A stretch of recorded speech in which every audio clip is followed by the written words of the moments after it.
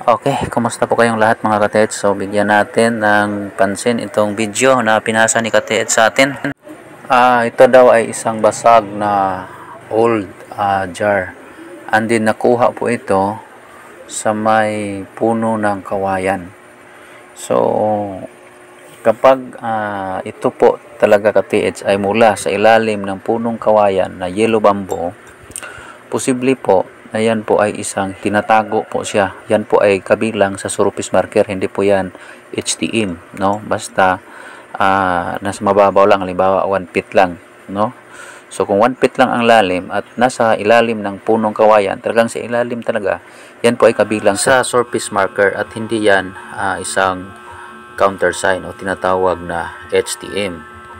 Now, kung walang ibang makitang bato na may markings, yan po ay nagpahiwatig na direct under na po, no, katets. So ulitin ko, kapag naupuan po yan ngayon, itong mga kasama na nakita ninyo, katulad nitong puti na makikita natin, kung ito po ay isang bato, mayroon talagang bato katets na pwede mong gawing panulat, no. So ang masasabi ko dyan, i-check mo yang mabuti at sana nag-gloves ka katets, no? Kasi kapag yan po ay hindi tunay na bato at isa po yung ginawang kumpol ng chemicals, yan po ay lason. Yan, pwedeng panulat, chalk. Ingat ka dyan kasi napaka matapang na lason yan. So ulitin ko po, kapag ito ay mula sa ilalim ng punong kawayan, ito po ay inupuan at nahukay 1 feet, yan po ay hindi countersign, kundi po yan po ay isang surface marker na tinatago or tinabunan. So sa mga katiits natin dyan na naka-encounter ng ganito, kapag lagpas 3 feet na or 3 feet mo nakuha, yan po ay HTM, no? Yan po ay kabilang na sa HTM. Pero pag 1 feet pa lang, mas maganda inupuan ng bambo, yellow bambo, or yung may tinik, mas maganda kasi yan po ay direct under na po yung hukay, no. So ingat din sa ibang mga kasama, katulad nito, mayroon silang nakitang puti at talagang pwedeng panulat. Ingat din, no. Tingnan mabuti kung yan ba ay bato talaga, or kung hindi naman sure na bato, mag-gloves mga ka-TH, no. Katulad nito, hinahawak-hawakan ni ka-TH. So delikado po kapag yan po ay lason. At sinabi ni ka-TH dito na itong puti ay pearl daw. So hindi po ganyan ang pearl, no. Hindi po pwedeng panulat ang pearl, ka-TH. At linawin ko dito mga ka-TH, kasi na generalize na kasi itong HTM no. Pag sinabing HTM ay ginawa agad na countersign. So hindi po 'yon, no. Iba ang kahulugan talaga ng HTM. Kasi ang nasa isip ng marami mga ka-TH, nagawang kasi itong HTM generalized, no. Dati kasi pag may naghukay at may nakitang nasa ilalim, sinasabi natin na yan po ay countersign.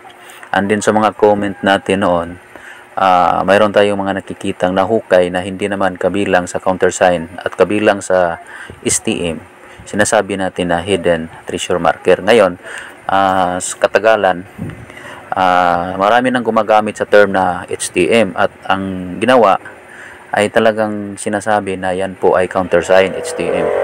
Pero hindi naman yan talaga ang totoong kahulugan ng HTM, kasi ang HTM po ay hidden trail marker. Hidden trail marker. Yan po ang mga countersign. Trail po yon, hidden trail marker. At ang STM, yan po ay surface marker. And then mayroon ding surface trail marker.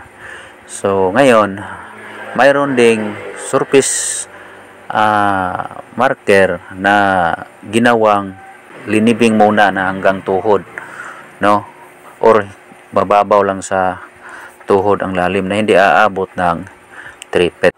So para mas malinaw at maliwanag sa inyo, dalawa po ang HTM, no. Mayroong hidden treasure marker at yan po ay hindi countersign, yan po ay surface marker.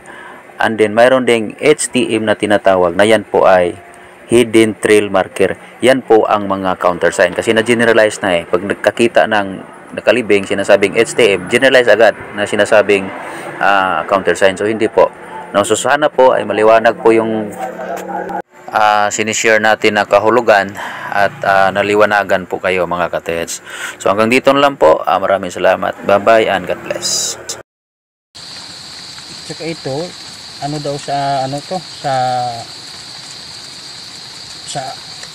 perlas, sa babaw lang daw to nakukuha, sa perlas lang nakukuha, pero doon namin nakuha 1 feet yan.